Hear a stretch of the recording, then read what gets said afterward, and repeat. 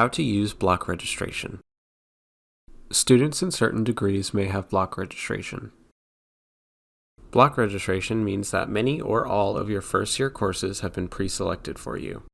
It is important that you do not delete or substitute any of these pre-selected courses. To check your block registration, find the registration heading in Carleton Central and click Build Your Timetable/Registration. If you have mandatory pre-selected courses, you will see a warning message saying so. Select your term and click View Worksheet. Your mandatory pre-selected courses will appear on your worksheet. Check the Warnings column. If your mandatory courses have any warnings other than one letting you know that this is a full session course, please contact your academic department for assistance. You can add more classes to your worksheet if you have credits open and you are allowed to by your program. Check out our video, How to Do a Class Search, to learn how to add more classes to your worksheet.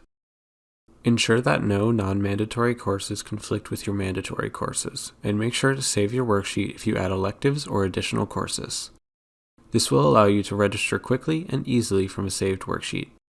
Check out our video, How to Use Your Draft Worksheet, to learn how to use, save, and alter your worksheet. Dates in this video may not reflect dates and deadlines in your current term. Please see the Dates and Deadlines page on the registration website for details. Although your courses are pre-selected, you are not registered yet. Check out our video and webpage titled Step 2, Build Your Timetable/Registration to learn how to register. Check out the registration website for more information and all of the videos mentioned in this one.